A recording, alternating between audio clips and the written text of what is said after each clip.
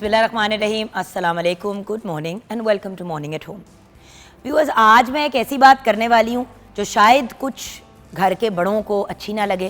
पहले ही सॉरी कह रही हूँ, प्लीज़ बात का बुरा नहीं मनाना।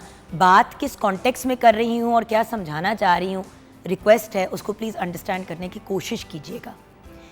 हम लोग जब मर्द, औरत, ट्रांसजेंडर, हम जब बच्चे होते हैं तो बड़ा फोकस इस चीज़ के ऊपर होता है कि भाई बेटियां जो हैं, सिर्फ बेटियां, उनको हांडी रोटी पकानी आनी चाहिए, घर की सफाई करनी आनी चाहिए, कपड़े धोने आने चाहिए। अच्छा, जो ज़रा मॉडर्न फैमिलीज़ होती हैं वो कहती हैं भाई हम अपनी बच्चियों को ये काम नहीं सिखाएंगे, उनको कोई ज़रूरत नहीं है करने की, हम उनको सिर्फ तालीम याफ्ता करेंगे। आज मैं कुछ मुख्तलिफ बात करना चाहती हूँ। तालीम, खेल कूद, घर के काम, ये सारी चीज़ें एक यंग इंसान की ज़िंदगी में सीखने, लर्निंग के पॉइंट ऑफ व्यू से आनी चाहिए, चाहे वो लड़का हो या लड़की। होता यह है कि घर के कामों को हम बहुत छोटा समझते हैं अपने लेवल या अपनी औकात से। हमें लगता है कि अगर एक औरत ये कहेगी कि हाँ मैं खाना बहुत अच्छा बनाती हूँ, तो वो मॉडर्न नहीं लगेगी, वो बड़ी अनकूल लगेगी, वो लगेगी कि जैसे आए हाय ये तो बड़े पेंडू घर से है, ये तो हांडी रोटी की बातें करती है। अच्छा, अगर लड़की सिर्फ पढ़ी भी होती है तो हमारी ये गिला होता है कि आए हाय पढ़ लिख तो गई लेकिन घर का एक काम नहीं आता और दुनियादारी और मिलना जुलना कुछ इस बच्ची को तरबियत भी नहीं इसकी हुई। यही बात बाय द वे लड़कों को भी अप्लाई करती है, जो हम ना रियलाइज़ करते हैं ना रिकग्नाइज़ करते हैं। देखिए, बेटा हो या बेटी, क्या उनका हक नहीं है कि ज़िंदगी की बेसिक स्किल्स हम उनको सिखाएं? तो जहाँ हम अपने बच्चों को उंगली पकड़ के बेटा बेटी दोनों को चलना सिखाते हैं, उनको कोशिश करते हैं कि उनकी अच्छी तरबियत करें, उनको बेसिक तमीज़ सिखाएं, तालीम याफ्ता करने की बात करते हैं तो फोकस लड़कों पे आ जाता है, घर के कामों की बात करते हैं तो लड़कियों पे आ जाता है। क्यों? चाहे लड़का हो या लड़की हो, वो सारे काम क्यों नहीं सीख सकते? अब देखें, बच्चे स्पंज की तरह होते हैं, हज़ार चीज़ें बैठे बैठे एवं बच्चे सीख लेते हैं। मुझे आज भी याद है, मैं छोटी होती थी, वीसीआर होता था, काफ़ी छोटी होती थी, तो एक दफ़ा कहीं वीसीआर ठीक कराने के लिए गए तो मैं खड़ी होकर देख रही थी कि वीसीआर का हेड कैसे साफ होता है। तो मैंने उसके पेज खोल के उसको निकाल के उसको अल्कोहल स्वॉब से या नेल पॉलिश रिमूवर से जो है हेड को साफ़ करना सीख लिया। जब भी वीसीआर ख़राब होता था मुझे पकड़ा दिया जाता था 5-6 साल की उम्र पे कि तुम ठीक कर दो। आई एम नॉट जोकिंग, 6-7 साल की उम्र पे मुझे पकड़ा दिया जाता था कि चल तू अपनी मकैनिकी मार ले। बात यह है कि व्यूअर्स, आप मौका देंगे तो बच्चे खुल के निखर के बाहर आएंगे। ये सारी चीज़ें, ये सारी सोचें, ये सारी मेंटालिटी हम अपने बच्चों में इनकलकेट करते हैं छोटी उम्र में। बेटा डाइनिंग टेबल पे बैठा है, मैं सदके जाऊँ इसको टांग दे दो मुर्गी की, या माँ मैं सदके जाऊँ मेरा बेटा इसको मिख वाली हड्डी दे दो। ओ भाई, हर बच्चे की इक्वल बारी आनी चाहिए हर चीज़ की। हमें अपने बच्चों को इक्वली ट्रीट करना चाहिए, क्योंकि जब आप बराबरी घर में डे 1 से नहीं रखेंगे तो आगे जाके जिस बच्चे को आपने अपनी बहन के केस में और माँ और बाप के केस में ये आपने बार बार बात कही कि मेरा बेटा मेरा शहज़ादा, मेरा बेटा मेरा शहज़ादा। ओ भाई, शहज़ादा अगर अपने बेटे को बनाना है तो पहले उसको इंसान का बच्चा तो बना ले, उसको बेसिक चीज़ें तो सिखा दे। हम अपने घर के लड़कों को ये सिखाते हैं कि भाई तुमने बाहर निकलना है, तुमने काम करना है, तुमने दुनिया के साथ फाइट करना है, बस तुम्हारा और कोई काम ही नहीं है। देखें, बुरा वक्त बता के नहीं आता, ज़िंदगी में कभी भी ऊंच नीच आ सकती है। लड़के और लड़की में ये जो हम फ़र्क करते हैं, इसे हमें करना छोड़ना पड़ेगा। देखिए, कुछ चीज़ें जो लड़कियां बेहतर कर लेती हैं, कुछ चीज़ें जो लड़के बेहतर कर लेते हैं, लेकिन बेसिक स्किल्स तो आनी चाहिए ना। अब बहुत से ऐसे लोग हैं जिनके घरों में नौकरी का मसला चल रहा है, लड़के की जॉब चली गई, घर की जो खातून है वो काम कर रही है, लेकिन क्योंकि घर के मर्द को कख नहीं आता करना, उसको चाय तक का कप नहीं बनाना आता, तो वो घर पे बैठ के एहसास कमतरी का शिकार होता चाहता है, कॉम्प्लेक्सेस में फंस जाता है। लेकिन जो मर्द इस जोगा है कि चलो अगर बीवी काम करी, अभी नौकरी नहीं लगी, मामलात नहीं हो रहे, मैं चलो बच्चों को देख लेता हूँ, उनकी पढ़ाई लिखाई में हेल्प करा देता हूँ, मैं वो सारी चीज़ें कर देता हूँ जिससे मेरी बीवी की ज़िंदगी थोड़ी आसान हो जाए और वो घर की जिम्मेदारियाँ उठा ले, तो क्या वो घराना खुशहाल नहीं होगा? बाहर की दुनिया में व्यूअर्स जाएं, इतना ज़्यादा हम देखते हैं, और बच्चा हुआ, औरत ने टाइम ऑफ लिया, पहले उसने मैटरनिटी लीव ली, फिर मर्द ने पैटर्निटी लीव ले ली, या मर्द औरत दोनों ने टाइम ऑफ ले लिया ताकि मिल के वो बच्चे की इनिशियल नशोनुमा में अपना हिस्सा डाल सके। अगर औरत ज़्यादा कमाती है, बच्चे छोटे हैं और फैमिली को लग रहा है कि नहीं ऐसे चल पाएगा, एक बंदा टाइम ऑफ ले ले, तो अक्सर वो बंदा टाइम ऑफ लेता है जो पैसे कम कमाता है, अब चाहे वो मर्द हो या औरत हो। हम अभी इस चीज़ से ही नहीं निकल पा रहे कि भाई अगर 3 बच्चे हैं और उनमें एक बेटा है तो हम उसको पढ़ा देते हैं, बेटियां दोनों लायक भी हैं तो उनको घर पे बैठा देते हैं। व्यूअर्स, ज़िंदगी में जब हम बात करते हैं बच्चों के सर पे छत देने की, उनकी नशोनुमा का ख्याल रखने की, तो उनकी तालीम भी उतनी ही अहम है, क्योंकि वो जहनी नशोनुमा करती है और वो इंसान को वो स्किल्स और वो चीज़ें देती है जिससे फिर वो आगे जाके अपनी ज़िंदगी में कामयाब हो सकता है या हो सकती है। तो बेटे का तालीम याफ्ता होना और बेटे का घर के कामों के बारे में जानना और बच्चे का स्पोर्ट्स खेलना और डिवाइसेस और टैब से होना दूर इतना ही ज़रूरी है जितना बेटी का।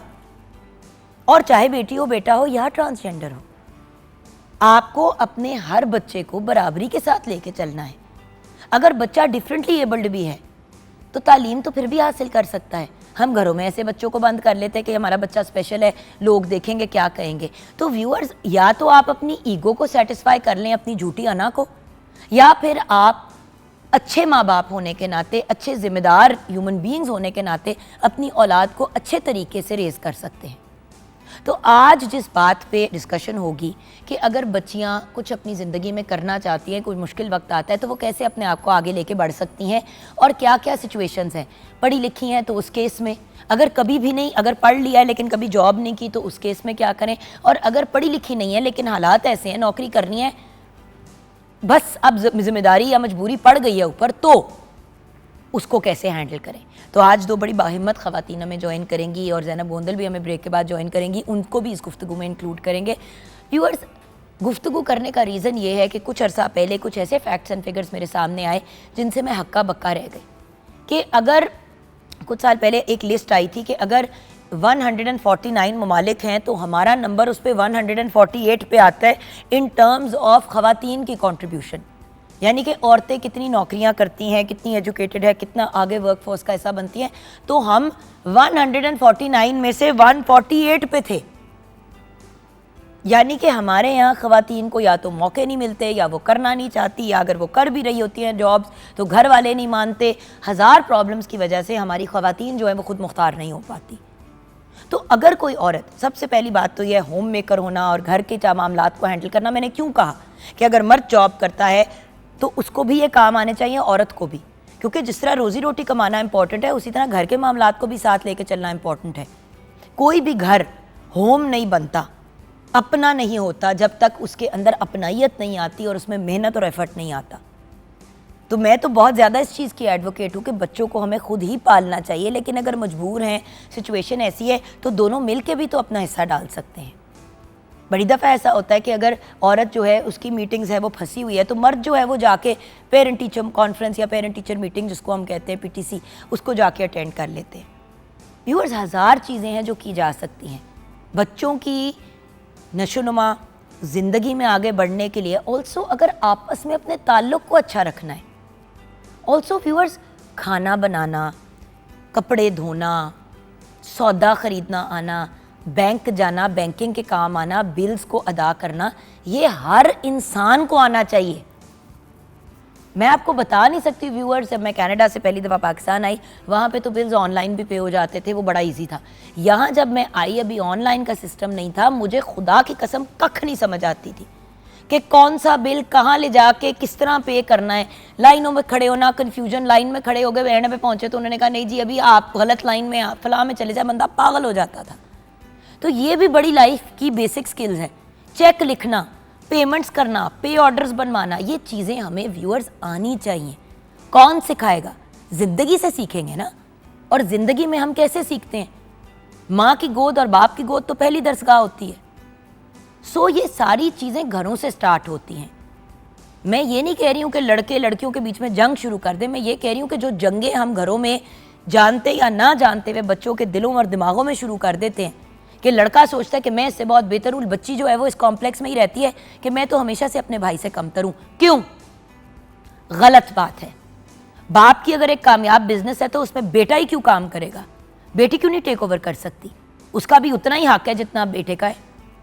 ये बड़ी इंपॉर्टेंट चीज़ें हैं, और स्पेशली क्योंकि बच्चियां अक्सर लड़कों से ज़्यादा लायक होती हैं, ग्रेड्स भी अच्छे, कामयाब भी ज़्यादा, लेकिन क्योंकि बेटी की कल को शादी हो जाती है और उसके नाम के साथ दूसरे का नाम अटैच हो जाता है तो हमारी बिजनेस, एक्सक्यूज़ मी, ये सारी चीज़ें चेंज हो रही हैं। और अगर ज़माने के साथ और आज के साथ चलना है तो आप लोगों को भी साथ ही आगे बढ़ना होगा। अब तो बड़ी सिंपल सी बात है, बेटी के नाम के साथ भी बाप का नाम रहेगा। क्यों मियाँ का नाम लगे भाई? ज़रूर लगाएं अगर आपका जी चाहता है, अगर आपने एक रोमांटिक पॉइंट ऑफ व्यू से करना है, लेकिन प्रैक्टिकल पॉइंट ऑफ व्यू से मेरी जब फैसल से शादी हुई तो मेरा बाप तो नहीं बदल गया। जब फैसल की मेरे से शादी हुई तो फैसल ने तो अपना नाम नहीं बदला ना, तो मैं क्यों बदलूं? और अगेन ये चीज़ें घरों से होती हैं। मेरे घर वालों ने कहा कि नाम नहीं चेंज करोगी, मैंने कहा जब मेरे मियाँ को कोई प्रॉब्लम नहीं है, और दूसरी बात ये है मैं क्यों करूँ चेंज। और खुदा की कसम व्यूअर्स, मेरे मियाँ ने 11 साल में कभी मुझे ये बात पे गिला भी नहीं किया कि तुमने नाम क्यों नहीं चेंज किया, बल्कि कोई कहता है कि जुगन ने नहीं अपना लास्ट नेम नकवी किया, तो फैसल घूम के कहते हैं क्यों करे, उसका बाप तो नहीं बदल गया मुझसे शादी करके। हाँ, बच्चों के लास्ट नेम नकवी हैं, हमज़ा तक का लास्ट नेम नकवी है, क्योंकि वो फैसल की ख्वाहिश थी और हमज़ा की ख्वाहिश थी, तो मैंने उस पर जाके लीगली वो जो भी मामला थे वो कराए साथ। देखिए व्यूअर्स, अपनी मर्जी से आपने जो करना है आप 100 दफ़ा करें, लेकिन मेरी आइडेंटिटी का फैसला आप नहीं कर सकते। मेरी आइडेंटिटी का फैसला मैं करूँगी, मैं और मेरा शौहर करेंगे, मैं और मेरी फैमिली करेंगे, आप लोग नहीं कर सकते। और फैमिली से भी ये रिक्वेस्ट है कि अपनी औलाद की ओनरशिप लें, इस लिहाज से कि ये ओन करें कि आपके बच्चे हैं, और बेटा है या बेटी, उनको बराबरी से आगे लेके चलना हमारा फ़र्ज़ है हर एस्पेक्ट में। अगर बेटियों को बिल्स आपने देने सिखाना है, तो फिर अपने बेटों को घर भांडे बर्तन धोना भी सिखाना है। ये इम्पॉर्टेंट चीज़ें हैं। डाइनिंग टेबल लगाना तो सिखा सकते हैं ना कि बेटा तुम ज़रा जाके प्लेटें रख दो, इतनी कोई मसला वाली चीज़ तो नहीं है। और अगर सारे मिल के करेंगे तो ये कभी ईगो का इशू ही नहीं बनेगा। मुझे इतने अच्छे लगते हैं वो मर्द कि अगर एक औरत बैठी हुई है और वो काम कुम करके थक के बैठी है तो वो कहे तू बैठ, मैं तेरे लिए चाय बनाता हूँ, रिलैक्स कर, चल मैं अच्छा सा कप बनाता हूँ चाय का। या बीवी बैठी है और वो कहती है कि यार मैं आज बहुत थकी हूँ यार, आप खाना तो डाल दें, तो कहेगा मैं खाना भी डाल देता हूँ, बल्कि मैं शामी भी तेरे लिए फ्राई कर देता हूँ। ये वही करेगा ना जिसको आता है करना। तो बात यह है कि हमें जो अपने शौहरों से गिले हैं, वो गिले हमारी बहुओं को हमारे बेटों से नहीं होने चाहिए। हमने अपनी अगली जनरेशन को अपने से बेहतर बनाना है, उनको उन्हीं जनरेशनल ट्रॉमास और नॉन नेगेटिव चीज़ों में नहीं मुब्तला करना जिनसे फिर आगे मसाइल खड़े होते हैं। खैर, इस टॉपिक पे तो मैं नीला हो जाएगा मुंह, लेकिन बात करती रहूँगी। हमारे साथ शेफ़ नूर हैदर हैं, उनकी तरफ बढ़ते हैं। अस्सलाम वालेकुम। वालेकुम सलाम। क्या हाल है आपके? बिल्कुल ठीक। देखिए, हमेशा ये बात होती है कि बेटियों को रोटी हांडी पकानी ज़रूर आनी चाहिए, चाहे वो कुछ भी करती हों, लेकिन मैं बिल्कुल मुख्तलिफ बात कर रही हूँ कि बेटे बेटियाँ ट्रांसजेंडर आपके अगर बच्चे स्पेशल भी हैं, तो अगर डिफरेंटली एबल्ड हैं, तो उनको भी ज़िंदगी की स्किल सिखाएं। क्यों नहीं? जो सीख सकते हैं वो तो सिखाएं। बिल्कुल, आपने इतनी अच्छी बातें की हैं। मैं अपने घर का एक्सपीरियंस आपको शेयर करती हूँ कि मेरी जो ब्रदर इन लॉ है, मेरे जेठ, वो कतर एयरवेज के कैप्टन पायलट हैं और मेरी जेठानी डॉक्टर हैं। और वो जब गई होती है क्लिनिक और उनकी छुट्टी होती है और वो खुद खाना बना रहे होते हैं, और उन्होंने मुझसे माश की दाल की रेसिपी पूछी कि मुझे वो दाल जो है ना उसकी रेसिपी बताओ। और वो खाना बनाते हैं, अक्सर दावत होती है, दोनों मियाँ बीवी साथ बराबर काम कर रहे होते हैं। देखिए ना, इससे ज़िंदगी में ताल्लुक़ में कितनी बॉन्डिंग होती है, बहुत ज़्यादा कितनी खूबसूरत बॉन्डिंग होती है कि मियाँ बीवी साथ मिलके किचन में खाना बना रहे हैं। भाई वो भी एक बड़े खूबसूरत सा एक डांस है। इट्स लाइक रक्स, कि आप किस तरीके से एक दूसरे को मैनेज करते हैं। एक बंदा कटिंग कर रहा है, दूसरा बंदा जो है वो चीज़ों को पका रहा है या मसाला भून रहा है, एक बंदा टेबल लगा रहा है तो दूसरा बंदा जो चीज़ें डिश आउट कर रहा है। ये चीज़ें एक बॉन्ड क्रिएट करती हैं। ये दोनों वो यही करते हैं और उनके बड़े-बड़े इसीलिए तो कहते हैं हमारे यहाँ के बेटियां जो है वो बड़ी माओं के क्लोज होती है, क्योंकि बेटियां माओं के साथ लगी होती है किचन में सारा वक्त जी, उनका बॉन्ड बनता है। बेटे बापों के साथ बाप के काम करा रहे होते हैं। दोनों चीज़ें दोनों माँ बाप कराएं ताकि दोनों का ताल्लुक अपने बच्चों के साथ अच्छा हो और भाई बहन का भी अच्छा एक दूसरे के साथ ताल्लुक हो कि हम इक्वल हैं। जी, और कभी वो बीमार हो जाए तो वो कहते हैं कि तुम अब काम नहीं करोगी, मैं तुम्हारे लिए खाना बनाता हूँ, और वो बनाते हैं। और मुझे इतनी खुशी होती है ना इस बात का। लेकिन कितनी फनी बात है ना कि हम इस बात पे इतना खुश हो रहे हैं और फख्र कर रहे हैं, जबकि ये हर घर की कहानी होनी चाहिए। होनी तो हर घर की चाहिए, हर घर की चाहिए, लेकिन लोग नहीं करते। बाज जो है ना मेल नहीं करते, लेकिन करना हम चाहिए। यही कर सकते हैं ना कि अपने बच्चों को, हाँ अपने बेटों को तो सीधा इंसान का बच्चा बना सकते हैं ना। जी बिल्कुल बना दूसरे सकते हैं। करे ना करे, हाँ कम से कम किसी की बेटी हमारे बेटों की वजह से तकलीफ में ना आए। जी लोग बड़े फख्र से कहते हैं ओ मेरे इतने बेटे हैं। इंसान के बच्चे हैं कि नहीं है? 70 बेटे भी आपके हो जाएं, अगर वो अच्छे इंसान नहीं है और वो सिर्फ किसी और के लिए तकलीफ का और अजियत का बायस बन रहे हैं, तो इससे 1000 गुना बेहतर है कि अल्लाह 70 बेटियां हमें दे दे, या एक ऐसी बेटी दे दे जो एटलीस्ट हया तो करे। खैर, बढ़ते हैं हम अब अपनी रेसिपी की तरफ। जी, आज हम बना रहे हैं जी होल स्पाइसी चिकन, साबुत मसाले वाला चिकन। इसमें सारे होल स्पाइस डलेंगे और ये बहुत झटपट। पूरी होगी या पीसेज होंगे? नहीं, पीसेज होंगे इसके। ठीक है, रोस्ट नहीं है, बट खड़े मसाले वाली, खड़े मसाले वाला चिकन है, जैसे ग्रेवी के साथ होता है। Okay. और इसमें ये बहुत झटपट बन जाता है, अगर आपने मैरिनेट किसको किया हो तो ये बहुत ही जल्दी बन जाता है। इसकी इंग्रेडिएंट्स मैं बोल देती हूँ जी। मुर्ग का गोश्त हमें चाहिए 1.5 किलो, प्याज हमें चाहिए 4 अदद, लहसुन की पेस्ट चाहिए 3 खाने के चम्मच, सुरख मिर्च पाउडर चाहिए, सुरख मिर्च होल साबुत 12 अदद, दही चाहिए हमें 2.5 कप, सुरख मिर्च कुटी हुई चाहिए 1 चाय का चम्मच, हल्दी चाहिए आधा चाय का चम्मच, नमक चाहिए 1 चाय का चम्मच, टमाटर चाहिए 5 अदद और साबुत गरम मसाला चाहिए हमें 1.5 खाने का चम्मच। इसमें जी सब्ज़ बड़ी इलायची, लौंग, दालचीनी, सफ़ेद ज़ीरा और जितने मतलब होल स्पाइस होते हैं वो हमें 1.5 खाने का चम्मच चाहिए। और गार्निशिंग के लिए हमें अदरक, सब्ज़ मिर्चें और धनिया चाहिए। ठीक है जी। इसकी मैं आपको रेसिपी बोल देती हूँ। इसका ये है कि जी आपने दही में साबुत मसाले, कुटी हुई लाल मिर्च और हल्दी, नमक और डालकर इसको हमने ओवरनाइट के देखिए मैरिनेट किया हुआ। अगर आप मैरिनेट कर देंगे तो ये मेरा ख्याल है 20 मिनट में चिकन बन जाएगा। और इसमें जो हमने अनियन भी राउंड शेप में काट के डाल दिए हैं। अब हम कढ़ाई में ऑयल डालेंगे और ये मैरिनेट किया हुआ चिकन डाल के और इसको हम पकाएंगे। जिस वक्त इसका पानी आधा खुश्क हो जाएगा तो हम टमाटर को काट के डाल देंगे और जब टमाटर का पानी खुश्क हो जाएगा, मसाला ऑयल छोड़ने लगेगा तो हम साबुत मिर्चें 3-4 डाल देंगे और कटी ऑयल छोड़ने लगेगा हम उसके पीछे भागना शुरू कर देंगे, सॉरी। और फिर धनिया और इसकी गार्निशिंग करके अदरक की, और फिर हम इसको सर्व कर देंगे रोटी के साथ, नान के साथ, वैसे खा लें चम्मच के साथ, चावल के साथ, ये हर तरह से सर्व होता है। और सैलेड और रायते के साथ हम सर्व करेंगे इसको। Sounds awesome.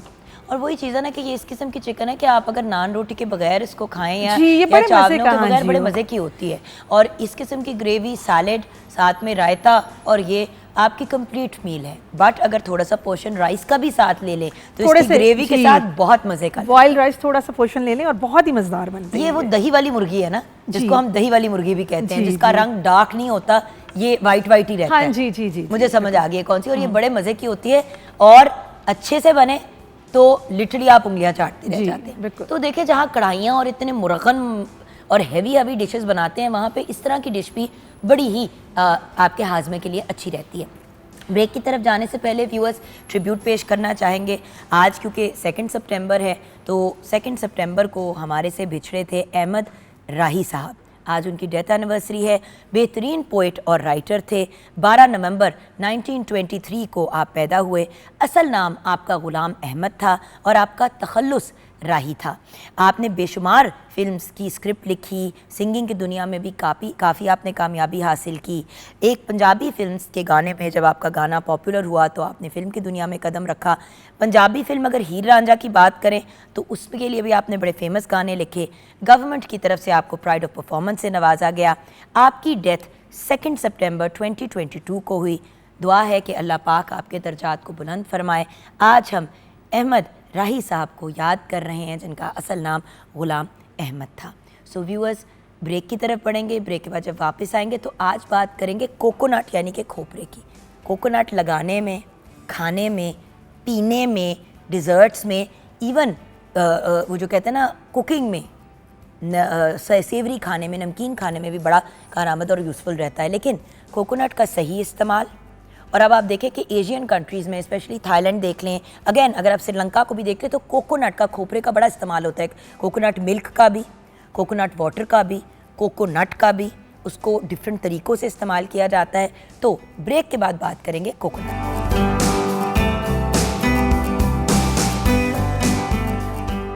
Welcome back from the break viewers. आज पाकिस्तान समेत दुनिया भर में वर्ल्ड कोकोनट डे मनाया जा रहा है। भाई खोपरे का आलमी दिन। आप सोच रहे होंगे कि कोकोनट पे क्यों बात करें। वैसे तो कोकोनट की इतनी तारीफ सुनी है और इसके बारे में इतनी इंटरेस्टिंग इन्फॉर्मेशन ओवर टाइम मिली है कि वो शेयर करना मेरे ख्याल से बड़ा ज़रूरी है। ऑनलाइन भी अगर जाके देखो तो ये 2 पेजेस सिर्फ पॉइंट्स के हैं कि कोकोनट के कितने बेनिफिट्स हैं। चाहे आप बात करें डायबिटीज़ को कंट्रोल करने की, स्किन को अच्छा करने की, दांतों के लिए बड़े फ़ायदेमंद है। कोकोनट का मैंने मिल्क और वाटर की तो बात की, कोकोनट का तेल बड़ा यूज़फुल है। हर एरिया में कोकोनट यूज़ किया जाता है। Anti ageing, energy, weight loss, hydration, relax feel करने के लिए, गुर्दों के अमराज हैं तो कोकोनट का पानी, coconut is an amazing thing. But obviously जिसका काम है वो हमें बेहतर बताएगी, जो न्यूट्रिशनिस्ट भी हैं, डाइटिशियन भी हैं और of course food technologist Zainab Gondal. अस्सलाम वालेकुम। वालेकुम अस्सलाम। बेटे एक बात बताइए, Yes. कोकोनट का आलमी दिन 1000 फल सब्जियां चीज़ें हैं, तो कोकोनट एक तो ये बताओ कि ये क्या है, इसको हम क्या बुलाएंगे? ये नट है, ये सीड है, ये फ्रूट है, ये सब्जी है, ये क्या है? मज़े की बात ये ऑलराउंडर है। ये एक वाहिद उन चीज़ों में से है जो कच्चा भी इस्तेमाल होता है, पका हुआ भी इस्तेमाल होता है, ड्राइड फॉर्म में भी यूज़ होता है, और इससे कई मुख्तलिफ चीज़ें जो हैं वो हम बना कर इस्तेमाल कर सकते हैं और उसके फ़ायदे ले सकते हैं। फॉर एग्ज़ाम्पल, जब ये ग्रीन होता है तब अगर आप इसका पानी पीते हैं, उसमें न्यूट्रिएंट्स, आयंस जो होते हैं वो और तरह से फ़ायदेमंद होते हैं। जैसे जैसे वो ब्राउन होता जाता है, उसके फ़ायदे जो हैं वो डिफरेंट होते चले जाते हैं। और उससे भी मज़े की चीज़ ये है कि इसका पानी भी यूज़ होता है, इसका जो गूदा वाइट कलर का होता है वो भी यूज़ होता है, इसके जो ब्राउन कवरिंग होती है वो भी इस्तेमाल होती है, और इवन जिसके बाहर के बाल लगे हुए होते हैं ना, जिसको हम उतार के फेंक देते हैं, वो भी बहुत सारी चीज़ों में इस्तेमाल हो रहे होते हैं। अब फॉर एग्ज़ाम्पल, पूरी दुनिया में बहुत सारी ऐसी जगहों पे जो कोकोनट का शेल होता है उसको एज बर्तन इस्तेमाल किया जाता है। अब अगर हम देखें, इवन पाकिस्तान में चाय को उसके अंदर सर्व कर रहे होते हैं, और वो बड़ी एक फैंसी और बड़ी मज़े की चीज़ लगती है। जो बाहर का शेल है कोकोनट का, उसको चाय उसमें सर्व कर रहे होते हैं, उसमें ग्रेवी सर्व कर रहे होते हैं, और पूरी दुनिया में इसको एज बर्तन यूज़ कर रहे हैं, बाउल की फॉर्म में यूज़ हो रहा है। जो बाहर के बाल हैं उसको, मज़े की बात है, जो रस्सी होती है वो बनाने के लिए हम इस्तेमाल कर रहे हैं। और आप सोचे कि जो उसका हार्ड शेल होता है, Yes. आपने उसका ये तो बताया कि बर्तन वगैरह के तौर पे यूज़ करते हैं, बट उसके शेल को ग्राइंड करके स्क्रब्स में भी यूज़ Yes. किया जाता है। सो देखे ना, डेकोरेटिवली या बर्तन भांडे के पॉइंट ऑफ व्यू से भी उसका एक पर्पस है, खाने में भी, पीने में भी, लगाने में भी, मेडिसिनल इसके बेनिफिट्स हैं बहुत सारे।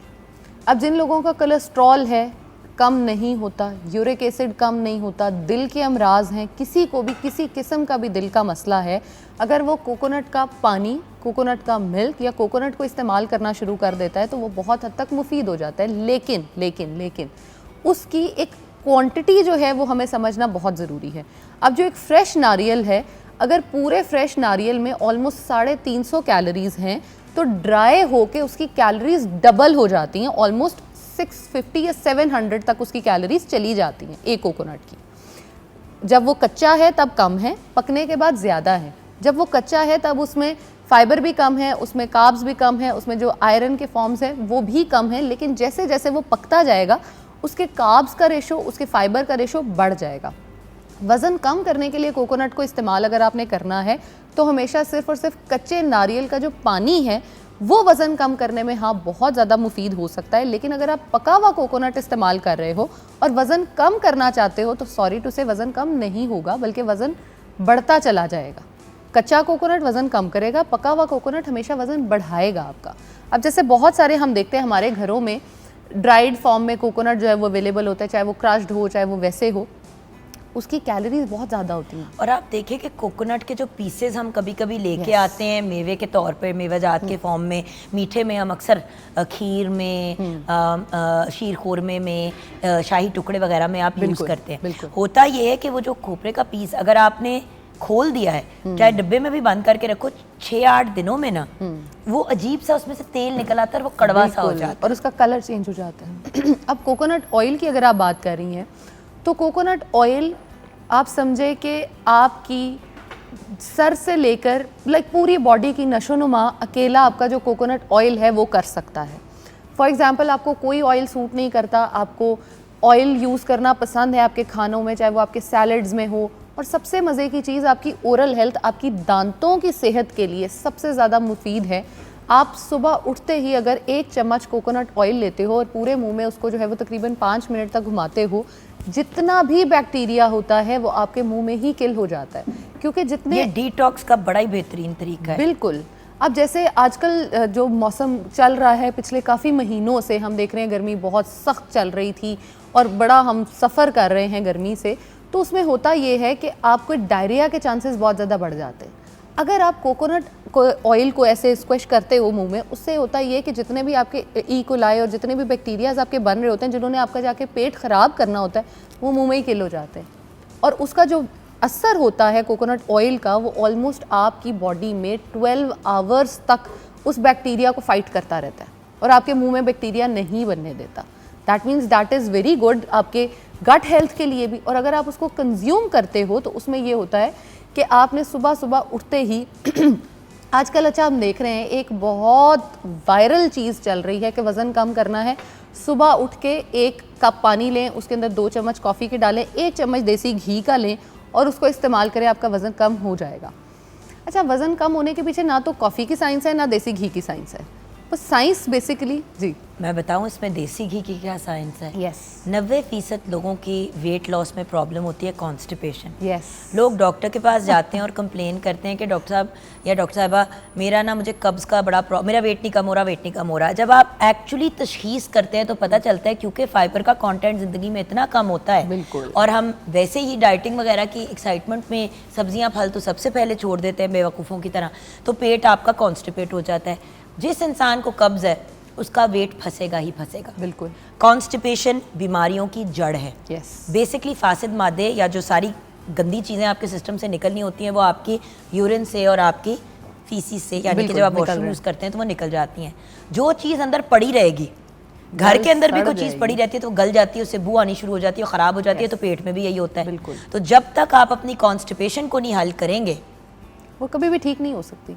तो देसी घी उस फॉर्म में अगर आप यूज़ कर रहे हो, अब बहुत सारे तो लोगों- देसी घी एक्चुअली हेल्प इस तरह से करता है कि अगर आप 1 टेबलस्पून थोड़ा सा दूध में देसी घी डाल के पी लेते हैं या जनरली 1 टेबलस्पून देसी का दिन में ले लेते हैं, वो आपकी कॉन्स्टिपेशन में हेल्प करता है। बिल्कुल। ये एक परमानेंट सोल्यूशन नहीं है, लेकिन ये एटलीस्ट आपकी कॉन्स्टिपेशन को रिलीव कर देता है। उसके बाद आपको फाइबर लेना पड़ेगा, बिल्कुल। क्योंकि ये भी आपको एक टाइम तक हेल्प करेगा, फिर नहीं करेगा। बिल्कुल ऐसे ही है। सो आपकी body यस, को आदत हो ऑलिव ऑयल जाएगी। का मतलब ऑलिव ऑयल या कोकोनट ऑयल या देसी घी का इसमें अमल दखल है, लेकिन वो ये है कि वो आपकी बॉडी को लुब्रिकेट करके निकाल देता है और बिल्कुल। कॉन्स्टिपेशन में हेल्प करता है कोकोनट ऑयल। बिल्कुल। और उससे भी मज़े की बात यह है कि आपकी बॉडी से फ़ैट को निकालने के लिए हमें फ़ैट की ज़रूरत होती है, और जैसे ही वज़न कम करने हम शुरू करते हैं, हम सबसे पहले अपनी ऑयल, अपनी जो फ़ैट कंजम्पशन है उसको बंद कर देते हैं। फ़ैट इज़ इम्पॉर्टेंट, लेकिन हमें ये समझना चाहिए कि पूरी body is made up of 15% of fat, तो हमें 15% से ऊपर नहीं जाना। लेकिन हमारी नॉर्मली जो मील्स होती हैं वो तो 60% फ़ैट पे जा रही होती हैं, तो हमें उसको ज़रा देखना चाहिए। अच्छा, आप कोकोनट ऑयल जो है, आप अगर सुबह सुबह कोकोनट ऑयल का 1 चम्मच पी लेते हो तो वो भी सेम प्रोसेस देसी घी वाला, जैसे आपने पूरा भी एक्सप्लेन किया, वही कर रहा होता है, लेकिन उसके साथ साथ आपके जितने भी गट में बैक्टीरिया है उसको किल कर देता है। जितने भी आपके कोलेस्ट्रॉल के लेवल्स, वैसे हम कहते हैं कि ऑयल जो है वो कोलेस्ट्रॉल को बढ़ाता है, लेकिन दिस इज़ वन ऑफ वाहिद वो ऑयल एक है जो आपके कोलेस्ट्रॉल के लेवल्स को भी मैनेज कर रहा होगा। Awesome. अब आपकी जो डायबिटीज़ है उसको हम किस तरह से मैनेज कर सकते हैं? डायबिटीज़ के लिए सबसे बेहतरीन चीज़ ये है कि आपको कच्चा नारियल अगर मिले तो आप उसको इस्तेमाल करें। उसका पानी भी आप पी सकते हो, उसका जो कच्चे का वो एक क्रीमी टेक्सचर जो होता है गूदा, अगर आप उसको लेके ग्राइंड कर लो, और मेरे तो मुंह में पानी आना शुरू हो गया कि वो इतना मज़े का होता है। कोई मीठा सी सा होता है। चीनी, किसी नमक की प्लीज़ ज़रूरत नहीं है। आप उसको एज इट इज़ अगर डेली 1 चम्मच कंज्यूम करना शुरू करते हो तो आपकी डायबिटीज़ को बहुत हद तक कंट्रोल करता है, और आप उसको फेस पे भी अप्लाई कर सकते और हो। बाय द वे जो लोग कराची में रहते हैं, आपको तो कोकोनट फ्रेश वाफिर मिकदार में मिल जाता है गाइस। बिल्कुल। तो सिंध साइड पे जिनको कोकोनट मिलता है वो तो इसको कॉन्स्टेंटली यूज़ करें ना। Yes. हम जैसे जो कभी कभार आता है सीजन में और मतलब हमारे पास बिल्कुल। आ जाता है पाक लाहौर साइड पे, तो हम खरीद लेते हैं। Yeah. महंगा ज़रूर होता है, लेकिन उसके बेनिफिट्स भी तो देखें ना कितने हैं। बिल्कुल। और अगर फ्रेश नहीं अफोर्ड करते, या वो जो कहते हैं ना, अब बड़ी लाहौर में भी 2-4 ऐसी जगहें हैं जहाँ पे कच्चा कोकोनट मिलता है। होता है, उसको कट करके वो आपको दे देते हैं, आप उसका पानी पी लेते हैं। बड़ा ही मज़ा। वो डिहाइड्रेशन के लिए बड़ा अच्छा है।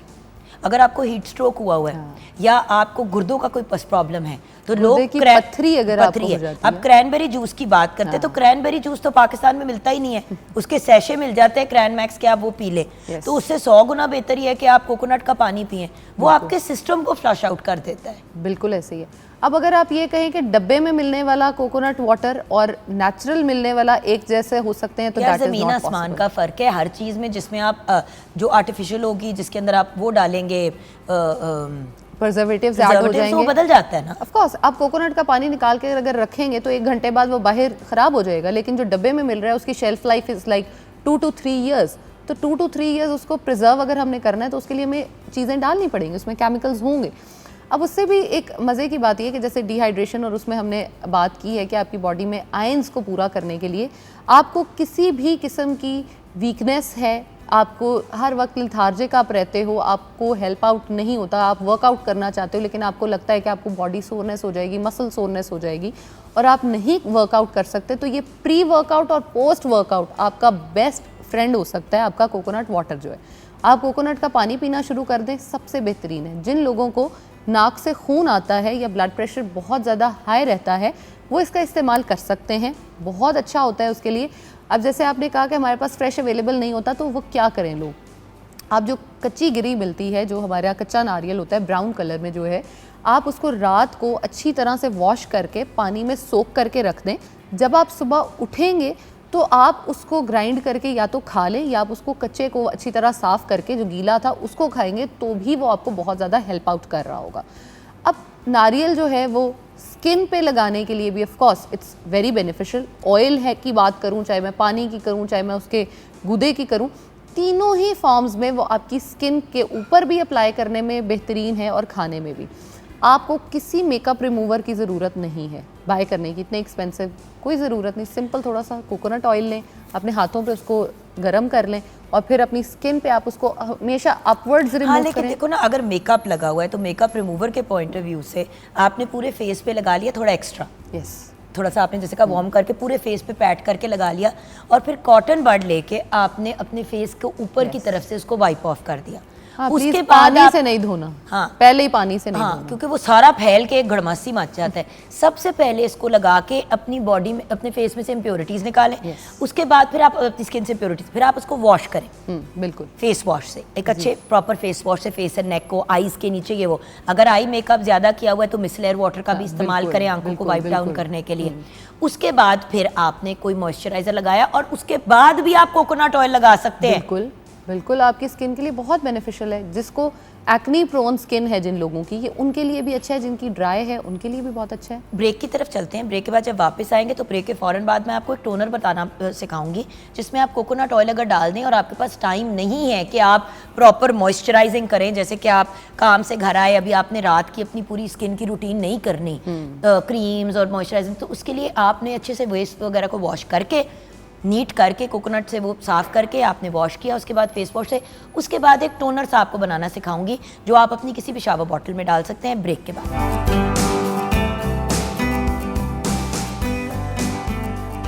जी हाँ, welcome back from the break viewers. Break से पहले आपको वादा किया था कि आपको बताऊंगी कि कैसे बनाना है हमने टोनर।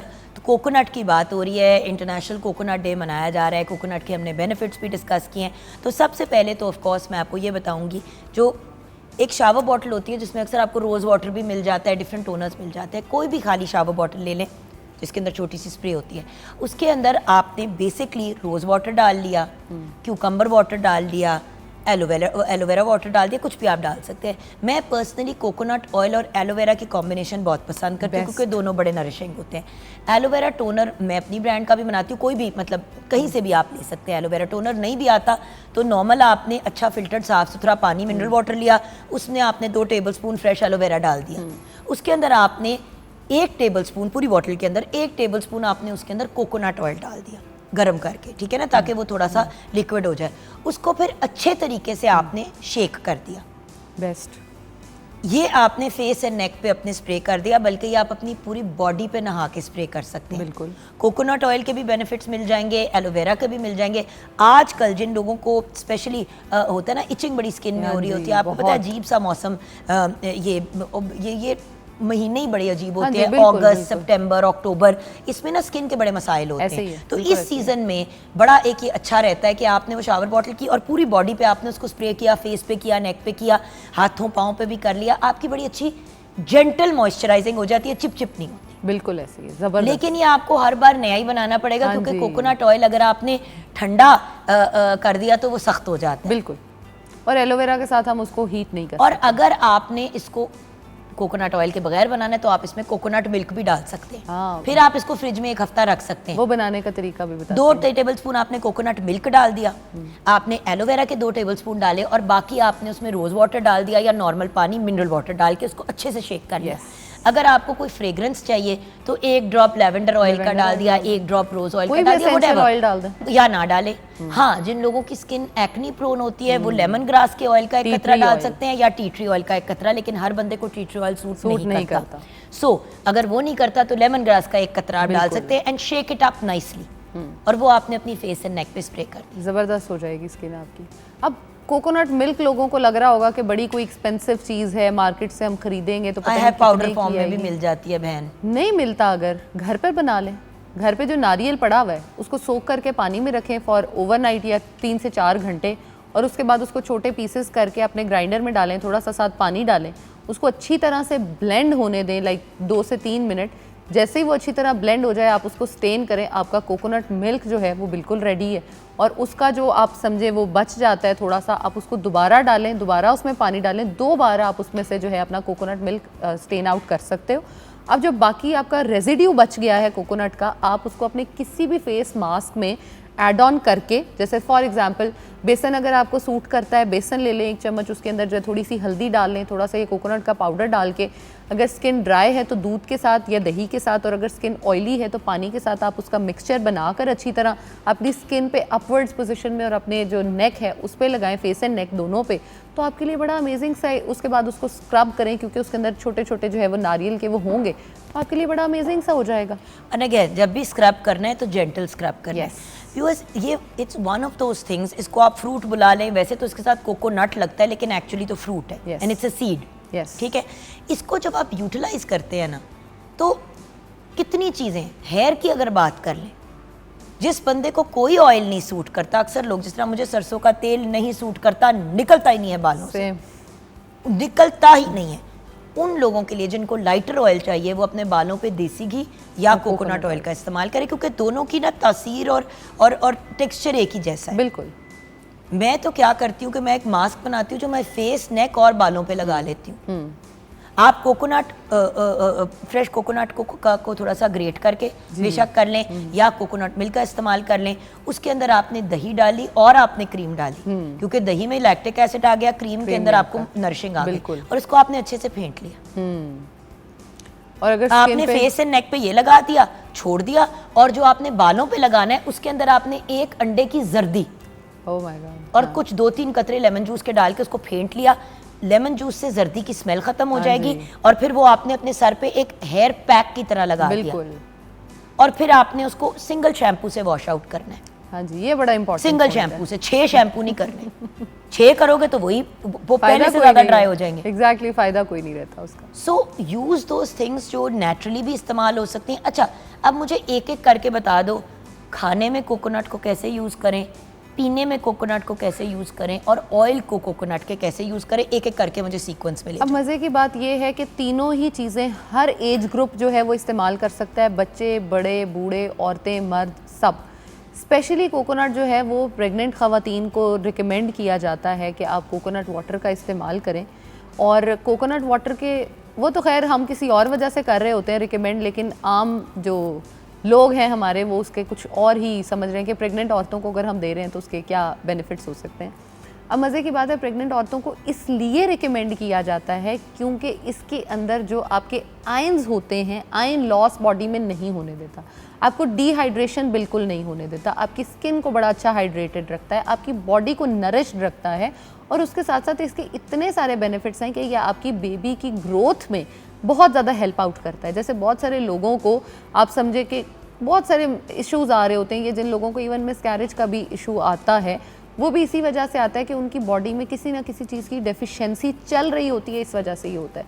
अगर आप कोकोनट वाटर का बाकायदगी से इस्तेमाल करते रहते हो तो ये मसला नहीं आएगा। अब प्रेगनेंसी में आपने कोकोनट ऑयल का इस्तेमाल जो है वो एज सच बहुत ज़्यादा नहीं करना, क्योंकि वो फैट कंटेंट है, कैलोरिक हाई है, तो आपने उसको यूज़ नहीं करना, आप उसको इसलिए यूज़ करें। लेकिन अगर आप इसलिए कोकोनट का वाटर यूज़ करेंगे कि आपके बच्चे सफ़ेद और आंखें रंगीन होंगी, तो ऐसा यार नहीं ये होगा। तो आपको पता है मैंने क्यों नहीं पूछा? हाँ। क्योंकि जब मैं नूर पैदा हुई ना तो उसके बाद बड़े लोगों ने कहा ओ आपकी बेटी की आंखें नीली हैं, तो वो इसलिए तो नहीं है क्योंकि आपने क्या कोकोनट का इस्तेमाल किया था। उनको बताना था कि आपने कभी मेरी आंखें नहीं देखी। नहीं, मेरी तो लाइट आइज हैं। हाँ। मेरी फैमिली में तो पूरी साइड पे लाइट आइज हैं, लेकिन मेरे हस्बैंड की अम्मी की नीली आंखें थी। अच्छा, तो मेरे हस्बैंड की बहन की भी नीली आंखें हैं माशाल्लाह से, और बाकी भी ये जनरेशंस तक ट्रैवल करता है। वो कभी कभी जनरेशन स्किप कर जाती है, जैसे मेरी सास को स्किप कर गई तो मेरी सास की नीली आंखें नहीं है, लेकिन मेरी सास की अम्मी की थी, और अब मेरी नंद की भी हैं, मेरे एक ब्रदर इन लॉ की भी हैं, नूरबानों की भी हैं, मेरी कुछ नीसेस नेफ्यूज की भी हैं। So the point is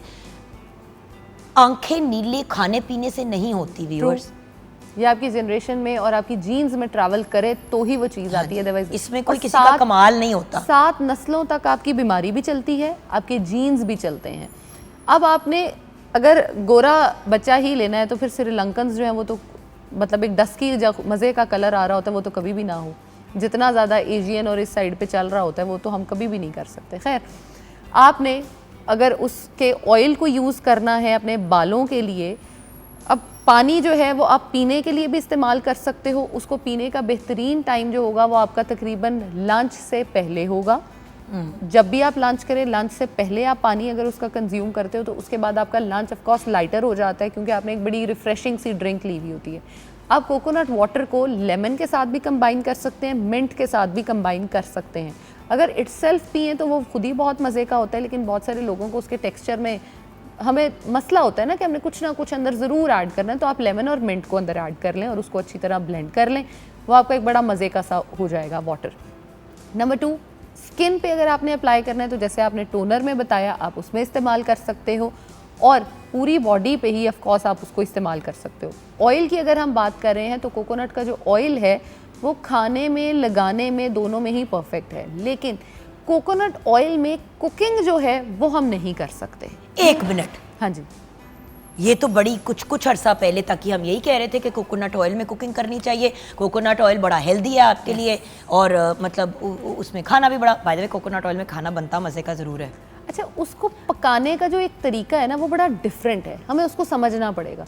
coconut oil का जो एक्सक्यूज मी, बाहर की दुनिया में, हाँ जी श्रीलंका, बताने लगी हूँ ना, वो नहीं हांगकांग- करते ना, ये जो हम करते हैं वो नहीं वो करते। अच्छा, ओके। कोकोनट ऑयल को अगर आप यूज़ कर रहे हो, हमारे पाकिस्तान में क्या हम करते हैं, तेल डाला, अच्छी तरह उसको पकने दिया, फिर उसमें प्याज या उसमें हमने लहसुन अदरक जो भी डालना है वो डाला, और उसको हमने एंड तक उसकी भुनाई करते गए, उसका बेड़ा गर्क कर दिया। हर ऑयल का एक स्मोक पॉइंट होता है जिस पे वो हीट प्रोड्यूस करना शुरू करता है। सबसे ज़्यादा जितना डिले होता जाएगा उसका स्मोक पॉइंट, उतना अच्छा ऑयल आपके लिए होगा। आप देसी घी को कभी डाल के देखें, उसका वो ऑयल का धुआं बनने में कम से कम 1.5 से 2 मिनट लगते हैं। आप कोकोनट ऑयल को डालें, मैक्सिमम 20 सेकेंड्स में जो है वो आपका स्मोक प्रोड्यूस कर देता है, क्योंकि उसका स्मोक पॉइंट बहुत कम है, और जितना कम स्मोक पॉइंट होगा आपने उसकी कुकिंग प्लीज़ उतनी कम ही करनी है।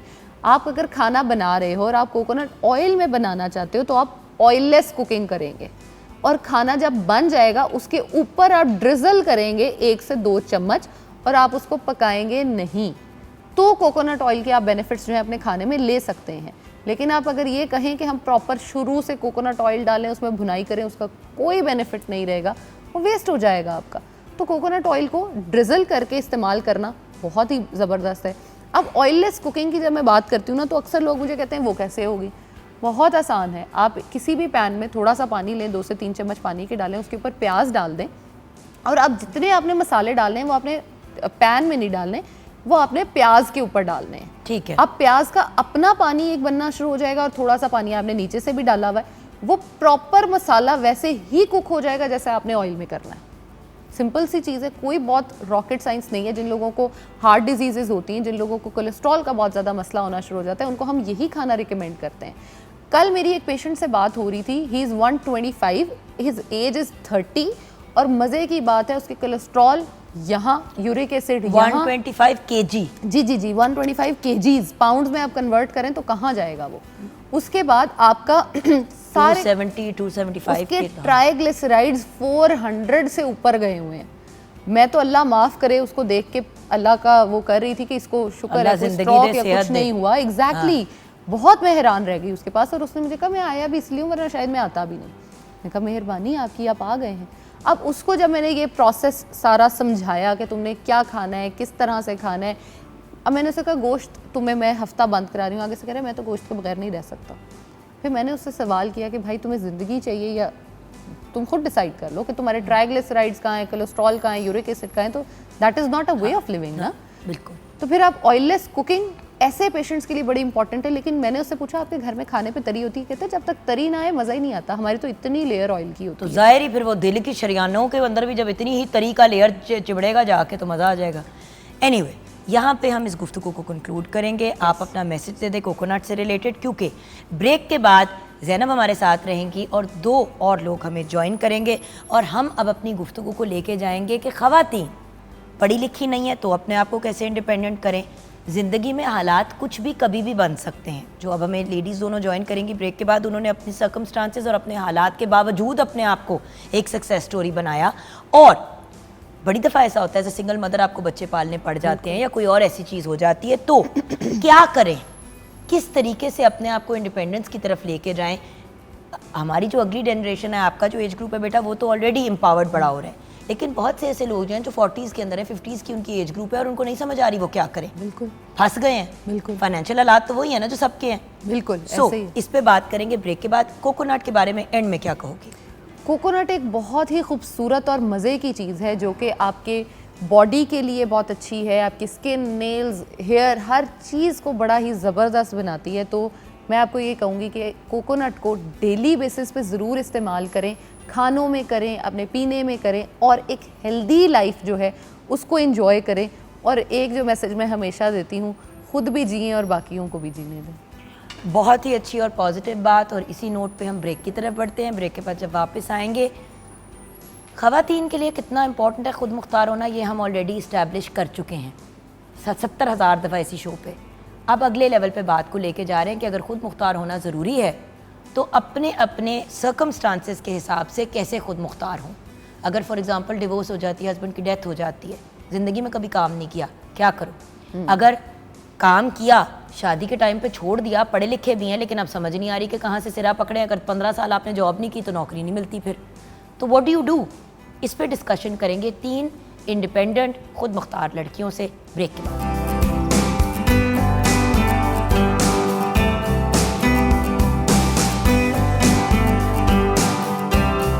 Welcome back from the break viewers. Break के बाद ज्वाइन किया है मेरी बहुत प्यारी दोस्त, बल्कि 2 दोस्तें और एक छोटी सी औलाद हमारे साथ है। ज़ैनब गोंदल से तो आपने मिल ही लिया। दैन हमारे साथ साइमा नज़ीर हैं जो पेरेंटिंग कोच है, एजुकेशनिस्ट हैं, motivational speaker, a friend of mine, and of course Hira Tayyab, प्यारी दोस्त, बहन, इन्फ्लुएंसर, एंटरप्रेन्योर और अपनी PR कंपनी है। अपनों को बुलाने का रीज़न व्यूअर्स, क्योंकि तीनों की स्टोरीज़ काफ़ी हद तक मैं जानती हूँ और तीनों ने, और एक ऑब्वियसली एक जनरेशन का भी डिफरेंस आ जाता है जब ज़ैनब हमारे साथ है, बिकॉज हम ये सोचते हैं ना कि इस जनरेशन के तो कोई मसाइल नहीं है। जब ब्रेक में बात हो रही थी तो ज़ैनब ने घूम के कहा आप मुझे देख के अगर कह रही हैं तो एक मुख्तलिफ बात है। सो एक एक करके सबकी एक तो स्टोरीज़ जानते हैं, इनकी अपनी इंडिपेंडेंट और एम्पावर होने की। इवन एक 18-19 साल की बच्ची को इंडिपेंडेंट होने में आज भी बड़े जतन करने पड़ते हैं अपने आप को प्रूव करने के लिए। बट फिर ऐसी भी बच्चियाँ हैं जिन्होंने पढ़ लिया, लिख लिया, शादी हो गई, मियों ने कहा बह जाओ, घर वालों ने कहा हमने तो शादी कर दी, नॉट आवर प्रॉब्लम, हुन तू बह जा, बह गए। फिर जब मसला पड़ा तो सर पकड़ के बैठ गए कि अब कहाँ जाएं और किस दीवार में टक्कर मारें, क्योंकि रोज़ी रोटी कमाना व्यूअर्स अगर इतना आसान होता तो सारे अरबपति ना होते। जी हिरा। अस्सलाम वालेकुम जुगल, और थैंक यू। आप जब याद करती हैं तो मैं आपके कहने पे भागी चली आती हूँ और बड़ी खुशी से, बहुत अच्छा लगता है हमेशा आपके शो पे आना। मेरी जर्नी मेरा ख्याल है कि कैमरे पे तो अच्छा है, आपके शो में मैं पहली दफ़ा बताने लगी हूँ, बट आपको तो बहुत अच्छी तरह, आपने तो मेरी जर्नी साथ देखी है, साथ हमने साथ। दोनों हमने मिल के आपकी पी काटी है। हाँ। सो बिल्कुल बहुत यंग एज में वही वाला माइंडसेट हमेशा से पेरेंट्स का, शादी शादी शादी, और स्टडीज़ भी कंप्लीट नहीं हुई and I got married at the age of 18। और आप सोचते हैं कि 18 साल के आप एक लड़के को या लड़की को, आप अगर आप देखते हैं आजकल के, तो आप देखें वो कितना मच्योर है, आप मुझे खुद बताएं। और आप एक 18 साल के हैं, यूनिवर्सिटी चले गए अब तो माशाल्लाह। तो फिर आप उस एज पे जब लड़की की शादी कर देते हैं तो वो भी उतनी बांदर होती है जितना लड़का होता है, और उसके ऊपर एक पूरे घर की जिम्मेदारी, एक फैमिली को चलाने, और अगले ही साल उसकी गोद में एक बच्चा भी बहुत जरूरी है ना हो तो शादी कामयाब नहीं है की कीता है है तो बच्चा ही नहीं कर रहे। इसी तरह मेरी भी जर्नी इसी तरह स्टार्ट हुई और फिर जब ज़िंदगी ने टर्न लिया और सर्कमस्टांसेस डिफ़िकल्ट हो गए सर्वाइवल के, तो फिर समझ आई कि अपने हाथ में तो कुछ भी नहीं है। स्टडीज़ कंप्लीट नहीं की, कोई अपना प्रोफेशन की तरफ नहीं ध्यान दिया, और ये नहीं कि टैलेंट नहीं था, मैं सारी दुनिया के सामने कह सकती हूँ टैलेंट था और है, उसको स्पॉटिफाई नहीं किया गया और पेरेंट्स ने शायद नहीं स्पॉटिफाई किया, उस डायरेक्शन पे नहीं चढ़ाया और शादी कर दी। खैर फिर जब और 3 बेटे हुए माशाल्लाह, 3 बेटे हुए, और वो जिसको कहते हैं ना जब गले पड़ती है तो फिर गले पड़ा ढोल बजाना पड़ता है। तो फिर सोचा कि क्या किया जाए, अपनी इंडिपेंडेंस किस तरह से हासिल की जाए। और एक टाइम वो भी था कि जिस वक्त सिर्फ 3 बेटे थे और मैं थी, और I don't know what to do in life. फिर अपने और देखो कितनी देर बंदा माँ बाप के घर में जाके रह सकता है, जो सीधी बात है। बहुत आप गए, support थी, but आप मुझे अम्मी के बहुत- साथ भी रही, बहन ने भी बड़ी आपकी सपोर्ट की, भाई ने भी, सब फैमिली ने आपके खुद साथ। बहुत गिल्ट फील होता बट वही था। वाली बात थी ना कि जैसे कि आप मुझे हमेशा कहती थी, मैं कहती थी हीरा जब चल रहा है सिलसिला, घर वाले देख रहे हैं, तो हर बात पे हीरा यही कहती थी कि बट क्यों, मतलब इस उम्र पे चलो मेरी अम्मी मुझे संभाले, मैं कहती हूँ चलो ठीक है वो तो मेरी माँ है, मेरी माँ मुझे भी संभाले और मेरे तीनों बेटों को भी संभाले और उनकी फीसें भी दें और ये सारी चीजें, कि नहीं हो सकता। नहीं जस्टिफाइड चीज ना, और मैं क्यों। और फिर आपने ओए लेवल भी कराया अपने बेटे को as a single mother. As a single mother O A levels करा के माशाल्लाह 2 यूनिवर्सिटी में पहुंच चुके हैं। तो इट वाज नॉट इजी, बहुत हार्ड था ये टाइम। लेकिन मैं तो यही कहूँगी कि आपने जब खुद ठान लिया ना कि आपने अपने लिए कुछ करना है, फिर आप देखें ऊपर वाला रास्ते आपके कैसे। सिर्फ एक सवाल करके मैं सायमा की तरफ जाऊंगी। हीरा, अगर आपको यंग एज पे 18-19 पे शादी ना की होती और आपको जॉब शॉब और बाकी और पढ़ाई मुकम्मल करने का मौका दिया होता, तो क्या आपकी ज़िंदगी आज लेस कॉम्प्लिकेटेड होती, कम मुश्किल होती? अगर उस स्टेज पे करने दिया होता और आप काम भी करते रहते और बच्चे भी संभाल रहे होते। बिल्कुल जोगन, वो जो अब्यूज़ 17 साल चला वो शायद 7 साल भी ना चलता अगर मैं एम्पावर्ड होती। अब वही वाली बात है ना व्यूअर्स, कि हम ज़्यादा इन चीज़ों में शो में पढ़ते नहीं हैं, बट एक अब्यूसिव सिचुएशन से ये मेरी बहन निकली और मैंने अपनी आंखों से देखा हुआ है और मुझे A to Z पूरा मामला पता है, इसलिए मैं डिटेल में नहीं पढ़ूंगी, हर बंदा अपने कंफर्ट के हिसाब से बात करता है।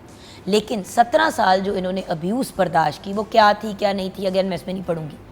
लेकिन यही चीज़ मैंने एक इंटरव्यू में भी कुछ महीने पहले कई, बड़ा वायरल हुआ कि भाई जब पहली दफ़ा मार पिटती है तो बंदे को चले जाना चाहिए। लेकिन मसला पता क्या है, जब पहली गाली निकले, जब पहली दफ़ा मार करे, जिस बंदे को इस चीज़ की टेंशन है कि अगर मैं छोड़ के चली गई तो ना घर वालों ने एक्सेप्ट करना है, ना बाहर वालों ने एक्सेप्ट करना है, ना मेरे सर पे छत, मैं बच्चे लेके कहाँ जाऊँ, कहाँ मरूँ, तो वो औरत फिर मर्द किसके हाथों मार भी खाएगी, गालियाँ भी खाएगी, सब बर्दाश्त करेगी 100%। क्योंकि उसने अपने बच्चों को देखना है। वो फिर सिर्फ अपनी ज़ात का नहीं सोचती। बड़ा आसान है मेरे जैसे बंदे के लिए, कह रहा है तो छोड़ के आ जाओ ना। ओ भाई छोड़ के आके करना क्या है?